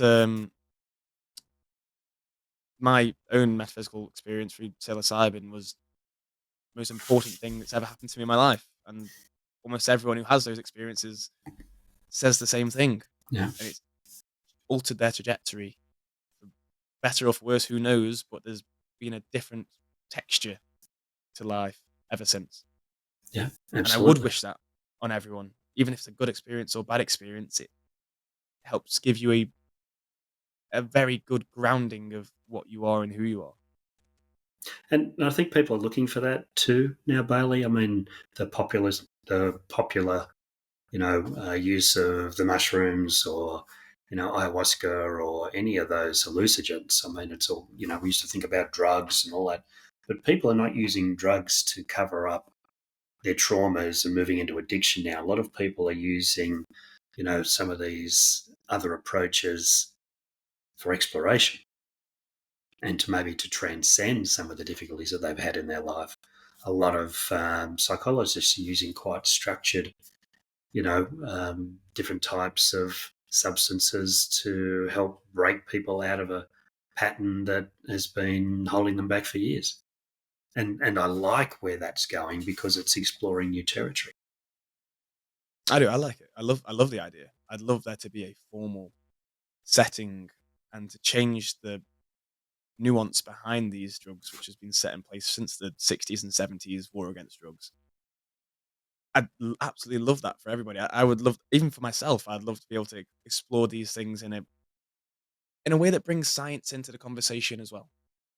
Because there's almost no way to explain or anyone's experience throughout that. It's such a powerful experience that I can understand why a lot of people feel that they've been lied to by society and tricked because of that. Because of it almost feels like someone's been holding the wool in front of their eyes their whole life. I just like to take things to the nth degree when it comes to my main takeaway from that experience that I had was everything I thought was either wrong or flawed to some degree. Therefore, anything that I now think from this moment on can and almost like definitely will be flawed or wrong to some degree. Mm. Because I was very careful not to jump from one belief to another. I've heard so many stories of people who had taken, and you see it everywhere. That's the trope of people who take psychedelics and then go all really hippie, turn into hippies. Mm. That being the trope, because we're in a very vulnerable stage at that time that we are very likely to believe things that we've heard from other people because of different different reasons. I mean, I spoke with a woman the other day, who's a holotropic breathwork coach, and she's done lots of plant medicines beforehand and different types of spiritual healings and teachings, and works with holotropic breathing because that's a way of being more controlled throughout those experiences to look at them more systematically. And I spoke with somebody a couple of weeks ago, who an expert scientist on dopamine and endocrine system. He did a wonderful job of explaining that once we've had some sort of trauma or big mindset and state shift in our brain releases a lot of serotonin, which, amongst other things, and the feel good chemicals that we get from that, is the learning chemical. Mm. So the reason once we've had the reason that our brain does that is once we've had a near death experience or a big shift in our perception, our bodies and brains need to learn very quickly what's just happened so we don't die in the future if something like that happens again. So we're very hyper receptive to the things around us, Mm. especially with modern day algorithms, basically feeding more of what we already think. And that leads down the rabbit hole we've been talking about. Yeah. And because of that serotonin release, we then start to believe in the things that we've seen and take Mm. them more as gospel and haven't got that discerning eye to those things. And I believe is one of the reasons so many people get stuck in those kind of mindsets, even if they aren't logically thought through, even if they aren't practically thought through. And I'd seen that, and I was so careful not to let that. And I thought the only way I could do that is to say that I'm wrong. I'm always going to be wrong. And if I'm always wrong, let's at least enjoy what I'm doing. Because if there's no that's what same thing what we were saying earlier is then releasing that expectation and perception or direction. Right, if I'm trying my best to release my feeling of being right all the time, then I can enjoy the conversation, whether I'm right or wrong. I can enjoy learning about something and not see it as gospel, which is pretty difficult because my name's Bailey Wright. Absolutely. Mm, I mean, I like stuck because stuck, when you know you're stuck, that means you're ready to wake up. And if somebody's feeling stuck, they want to do something about it because the only true catalyst for change is dissatisfaction with the current state. That's it. mm, The only time people change is when they're not happy. Otherwise, people go for the status quo because it's safer. So to be stuck and then to say, I don't no longer want to be stuck, and then you start searching, and once you start seeking, you find.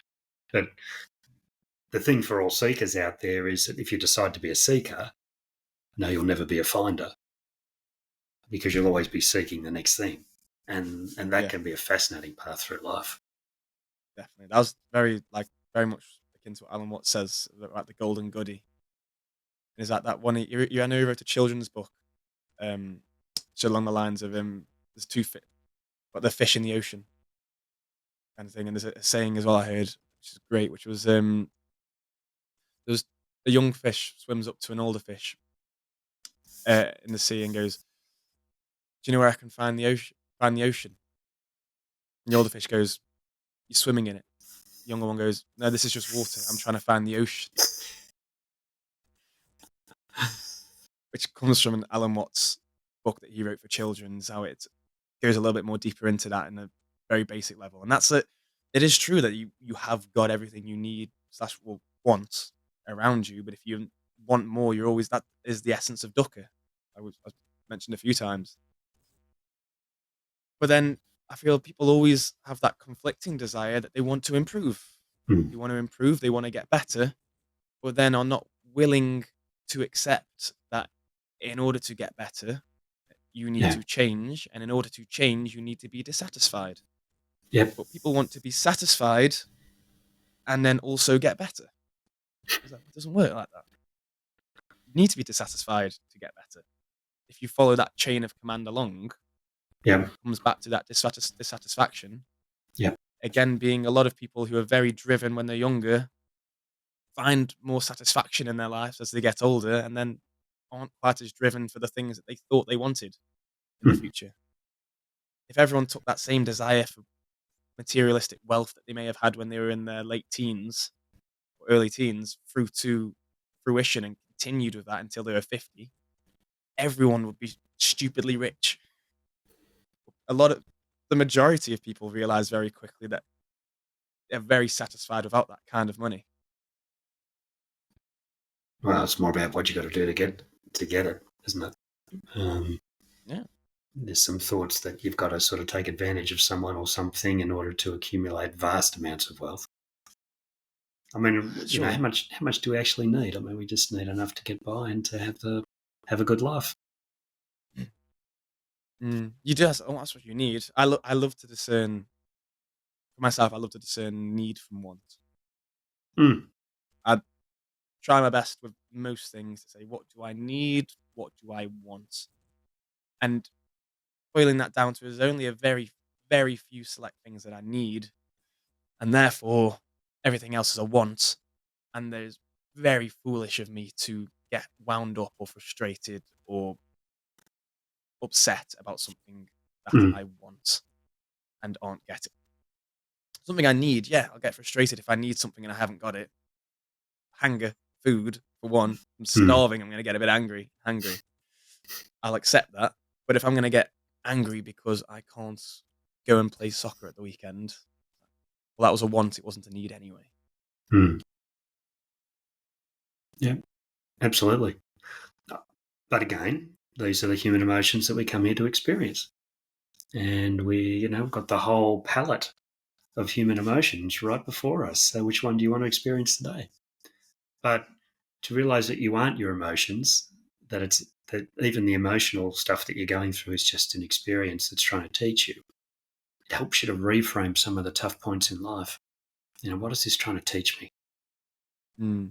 What's the greater purpose of this unfolding around me and with me?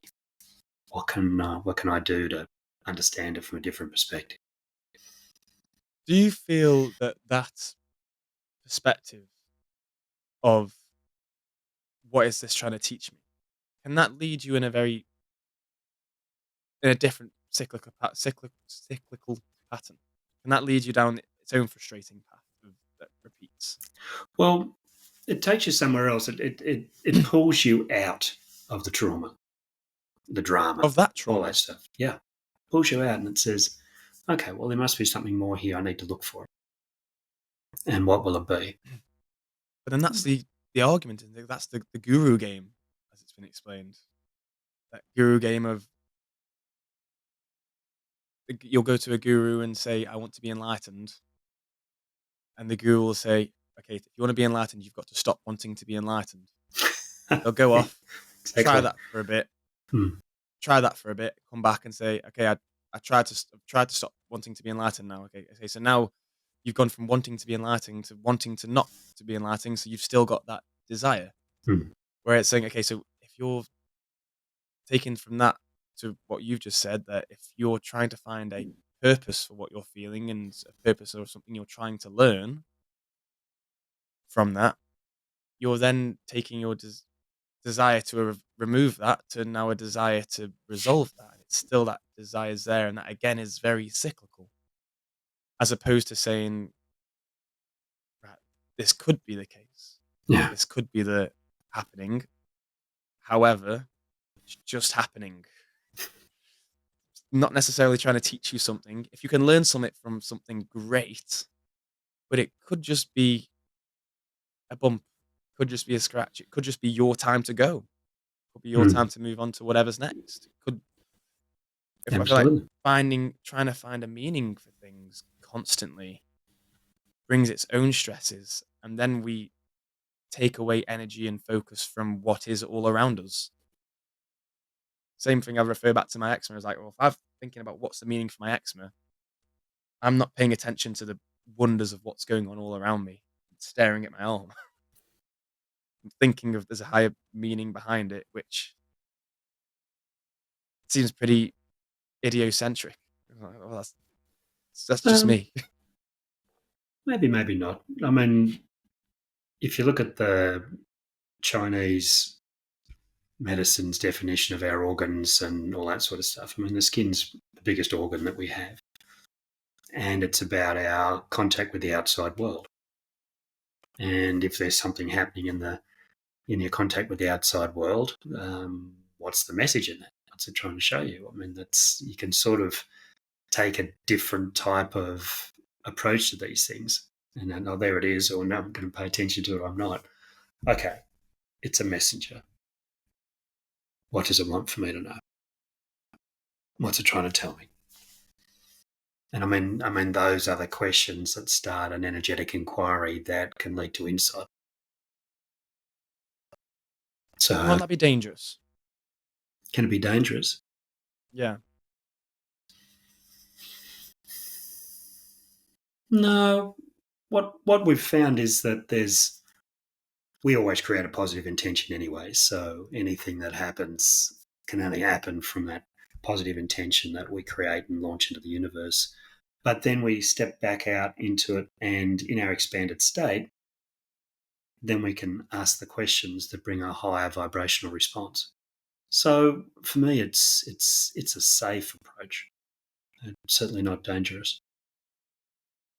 So I mean that in terms of medication in particular. I'm not saying modern medications are the way forward. I kind of think I've Are you already talking spoken about about are you talking pharmaceuticals or? pharmaceuticals, medication, general health inquiries, where a lot of people feel I say okay, a lot of people get depressed and feel down or have different negative emotions because of something, a pain that originates internally, whether it be in the stomach, whether it be in the chest, wherever it might be. And a lot of people, especially within Eastern medicines and traditional medicines, talk about this in terms of different chakras and different things that could be wrong. Mhm. When in reality, it's could be a case of you need to exercise more or you need to change your diet. Being inquiring about these things in the body is great in terms of it gets you thinking along the lines of positivity and what you can do, and it enables you. And enabling yourself is very good for your mental health because you feel more, you've got more power and control over your own being in essence, and you can then do something about it as opposed to being futile in your efforts. But it can then lead to people looking in the wrong direction and spending a lot of time searching for something which the fix may be simply physical. I say that from going back to the eczema example. I've lived in different areas where I've loved the area and loved it so much. However, Mm. turns out that area's got very dry air and very hard water, which is terrible for my skin. A lot of people who live in Sydney have bad skin and have bouts of eczema more than you'd know. Eczema products are everywhere in every store because of that. The place has got very harsh air conditions and hard water.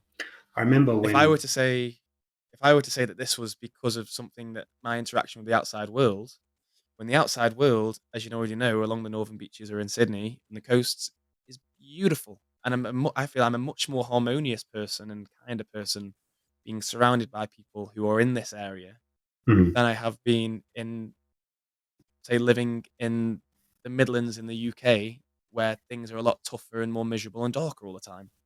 But my skin was better. I believe the physical body is a messenger. And, we do work where we get somebody into an expanded state and we ask a tumor in their body why it was created. And, I remember a case some months ago now. That tumor contained 5 traumas that had never been resolved. Resolved the traumas and the tumor shrunk. I mean, one of the things, I mean, you talk about Sydney water. Dr. Emoto's work with the water crystals. Yes, I've seen Yeah, this. so Yeah. he actually froze Sydney water, and he had the most horrible result because Sydney water was so bad. Of course, any water from a city which is this is cycled through Yeah, that city, refreshing system fluoride, for the whole lot. Yeah, yeah, yeah, exactly. that's everywhere. Yeah, but that's not just that's literally from the area it is not getting the minerals it needs from Mm. the sea. This is the sea as well. The sea, not just Okay. water from like showers and stuff. This Yeah. is the air and the salty air, and it's from there. Yeah. The water crystal ones is interesting, and I feel like it's a very human way of looking at it, because when humans look at harmony being a good thing, we look at it in terms of pretty patterns and things that fit well and have different symmetries or asymmetries in the right order, which connect well with us. Who's to say something that doesn't have harmony, Mm. doesn't have something that we can see as harmony, is Mm. also not beautiful in its own right? Where it's like, yes, this is good, this is bad. Yeah. I mean, we've started to do some work where, if you're familiar with David Hawkins' map of consciousness, when he calibrated all of the human emotions, Mm. we get in contact with the water in somebody's body. We get the client to communicate with the water in their body and to add 3 frequencies of love, gratitude, and grace into the water in their body, because we're 70% water, roughly. So if we can raise the vibration and put new frequencies into that water, what does that do for the body as the water flows through that body? So I think there's incredible untapped potential if we look at the human body as not just a physical thing, but as a vessel of consciousness that carries many different consciousnesses within it, carries all of our experiences, carries all of our beliefs, our conditioning, to actually unpack that human body in a way that allows us to set ourselves free from all those things that hold us back. I mean, the body's remarkable. It's a voice of a greater consciousness. God, yeah. I mean, that I meant the mental game with medication, I believe fully, completely. And you haven't got to go too far within science to see that that's the case when it comes to things like the placebo effect. I feel like it feels like placebo people think of as fake. It's like, well, no, it's the brain doing what the brain does, and it works. Absolutely. I mean, And every drug trial that's ever happened, and there probably hasn't been enough of those, but every drug trial that's ever happened, they've had a placebo group if they've done it properly. which is where I see that the way I'm connecting this from what I've learnt previously or seen previously, going from placebo effects and how the mental effect, or the effect that the mentalism and mental game has on Hmm. your health and well-being. Hmm. Hmm. Also connecting that with the status game, so to speak. So With, you have to wonder why are we not pouring all of our research funding into the placebo effect? Because so everybody knows it works. I mean, we circle back to the materialism and the dollars and all that sort of stuff again because there's no money in placebos. so here's what I'd say, where my understanding of it, taking from different areas, going from what you've just said in terms of why we aren't, very obvious, I believe, is that it's a money thing. It's definitely a money. If you can make something seem better or feel better without curing it with modern medicine and make money from it recurring, that's gonna happen. There's Hmm. no way. There's no that infrastructure is so big that it's very unlikely that's going to change anytime soon without Yeah. some sort of miracle drug, which is extremely cheap to reproduce and can be got from anywhere else. However, taking it to that placebo, why I believe it works, I think again comes down to the strength of our ego. I think it comes down to the strength of and then taking the different connotations of ego out of it, and taking it from a point of status only. There's a lot of scientific research that has been done within different animals, mammals, and crustaceans, which are way more evolutionary primal than we are from the same lineage, which show that when a creature, there's an example I remember with these kind of lobsters, and these lobsters have their own ingrained pecking order within a society, their own communities of who is the alpha and who is the beta, and so on and so forth. When a one of these lobsters won a fight with another one and moved up that pecking order, its claws grew bigger. It got bigger. It got more vibrant and reddish in color, and it reproduced more, Hmm. and it lived longer. But if that same lobster or crustacean was to lose a fight, it would then shrink. It would lose its color. Its claws would shrink, and it would be more likely it would die sooner. If it would Mm. lose another one and keep going, it would often never recover and it would die. And this is dying of things that aren't just dying within a fight because of age. This is dying of different things that can kill it with different microbes and diseases and illness, and it made it generally weaker. Mm. And that would have argued it comes from nothing else other it hasn't had any extra food or minerals or chemicals. It came from its own sense of self being bigger or more or more harmonious than its peers, which relating that to different vibrations or feelings or emotions within humans, we have a much more complicated version of that status. Because it's not just status as in I am better than you or one is better than the other. There's things like virtue games and competitive games and dominance games that we all play. Peace and harmony is one of them. If we feel that we are positive and there's like the guru complex that one guru thinks that they're more enlightened than another guru kind of thing. And that is playing the same game with a different context that people play with money in that same sense. But then it is proven that the better someone feels about themselves, and the only way to really feel good about yourself is to be in relation to others and see yourself comparatively to other people, Yeah. the better your health tends to be. And the better you get on, the more you have sex, the more you reproduce, essentially. And you will live longer and be more likely to overcome different illnesses. Those things happen with people you hear so many stories of people who've been diagnosed with different things. And then through sheer belief that they will get better and they are stronger and better than this, they overcome it. And Is those yeah. who give up fall the other way. And you can call it what you want. I feel humans know this intrinsically, and which is Mm. why I believe what you're saying with these sending these vibrations, especially within groups, because that is an even more of a confirmation of your own belief when you've got groups of people around you who also give you these affirmations. That works. Mm. Sending these different, you can say it's a certain type of frequency or a certain level or an actual mathematical frequency, but humans, I feel, know that it works. And that's so ingrained in any living being that that's where that comes from. I feel that's the way I would merge the scientific with the spiritual within that regard.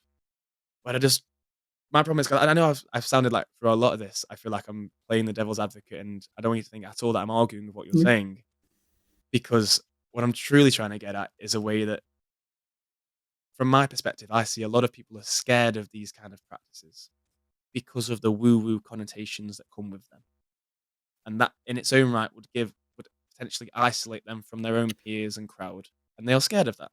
Well, And unless they accidentally fall upon it, which is a lot more rare, yeah. they're not potentially going to find it. But if we can break down those barriers and say, right, this is what people believe and this is why it actually works, people are a lot more likely to have that mind expanding or metaphysical shift in perspective Mm. than otherwise. Yeah. I mean, I feel people should be discerning. I feel that they should follow their intuition and they should look for the credibility of anyone that they work with.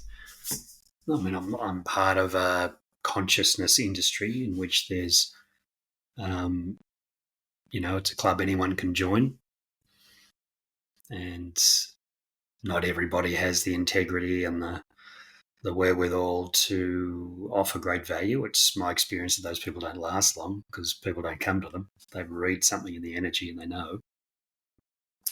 But for me, it doesn't have to be a huge, big blown experience. I mean, for people to start anywhere with a book, listening to a podcast, whether it's, just, I'll go to one of those mind, body, spirit fairs and I'll just poke around. I'm sort of interested, but not quite sure. I mean, these are those of us who are in this industry. We all started to answer those little calls when we were younger. I remember going to some of those things and having my mind blown by a couple of things, and a psychic telling me something. I'm like, how the hell could they know that? and it starts you understanding that we're part of a metaphysical landscape and it's worthy of exploration because it's full of gold. Oh, definitely. It's so powerful. This is why I'm so intrigued by the whole area.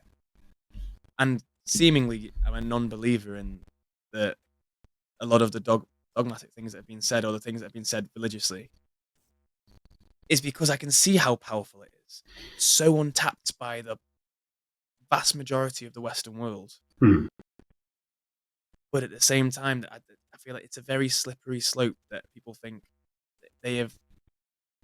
As soon as they accept one thing, they have to accept it all, and then that's what comes with it. And if they want to speak to somebody, I've known a lot of people who I've, especially beforehand, before having these own experiences myself, where I've been speaking to them, and it's all of a sudden been a shift in perspective, where it's the only way I can describe it is like when you're speaking to when somebody knocks on your door and you're speaking to them, and then you're talking to them for a while, and then all of a sudden you realize that they're a salesman, and your Hmm. shift in perspective is like, okay, walls up. That happens so often with a lot of people who are curious about the effects and Yeah. what happens, and then somebody all of a sudden says spiritual, or they say dharma, or they say Buddhism, or they say metaphysical or consciousness or different realms. Those buzzwords straight away shut down a conversation for somebody which could very much have an amazing beneficiary applications for those experiences. And that's where I'd love that science to catch up and have those safe spaces where we can start to explain things evolutionarily, scientifically, and not just say, this is what we believe, and therefore this is what I'm going to share.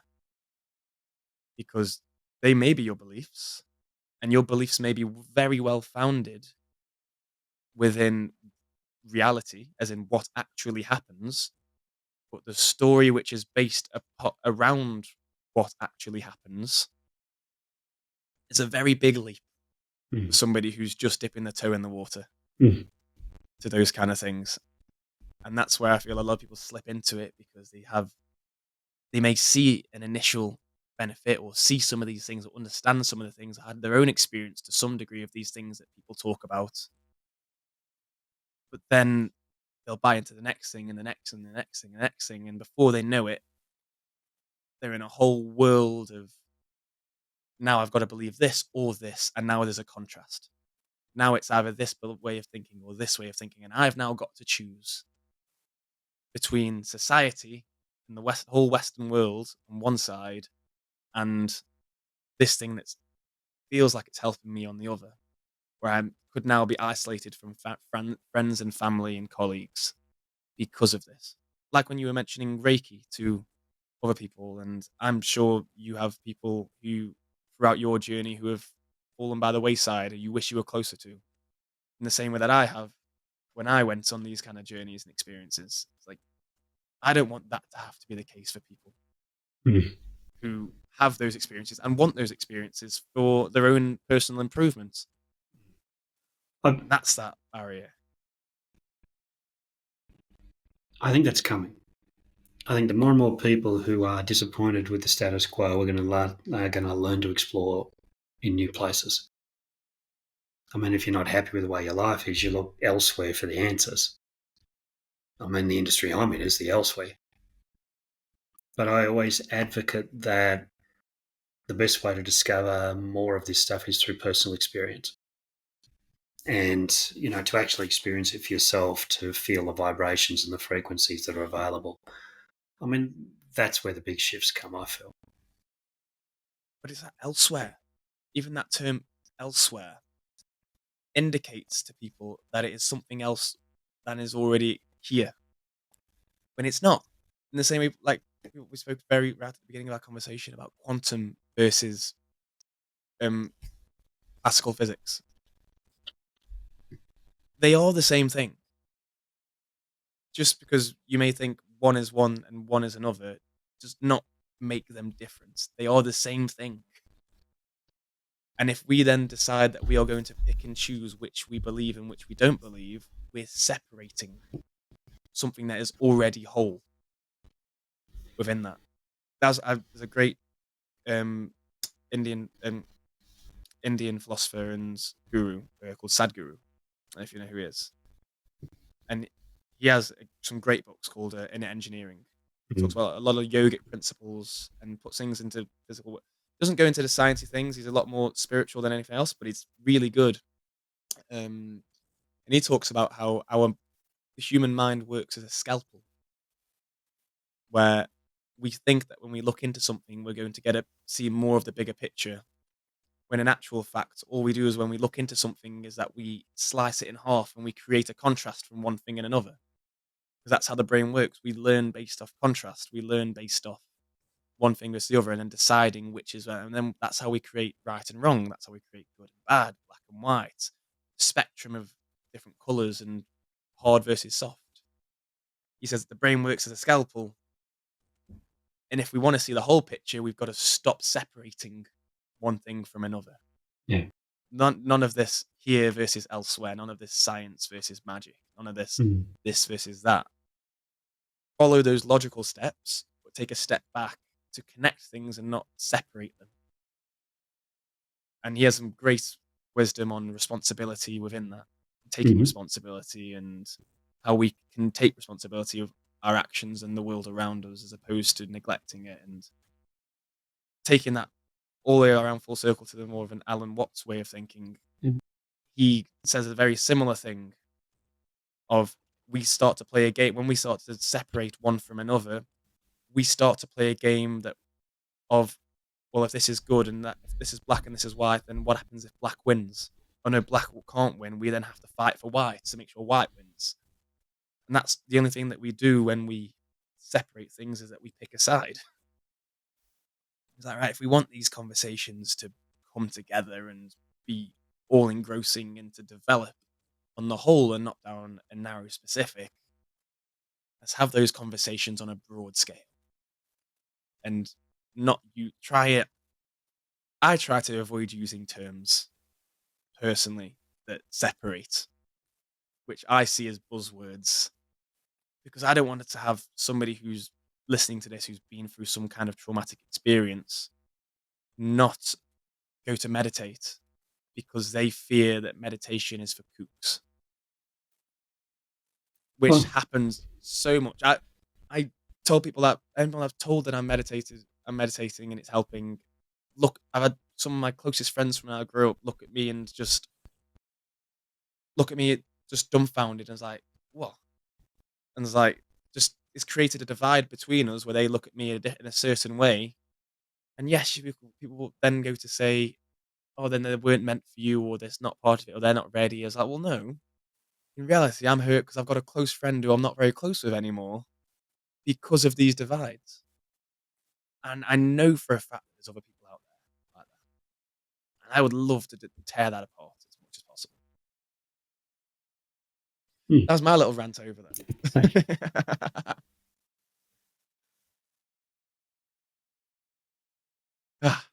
Cool. Nice. But yeah, anyway, Pete, I think that's a note, if any, to bring an amazing conversation to end. And I appreciate you so much for coming on, indulging me at times, and for spreading your wisdom and knowledge. And I've loved hearing your perspective, your journey, and some of the amazing examples that you've shared of how these things can help other people. And for everyone listening, would you like to just share a little bit more about where they can find you? Yeah. And what else you do, and any books, anything you'd like to share? Happy to. The work we do as an organisation, the Institute for Quantum Consciousness, we've been around about 10 years now, exploring a lot of this stuff. There's a website, instituteforquantumconsciousness.com. I've got a personal site, quantumconsciousness.com.au as well, so you can always find us through those. Yeah, I've written a couple of books, Quantum Consciousness, that looks like that. And last year I wrote a book about a quantum physicist who discovered consciousness called The Transcendence of Celeste Kelly.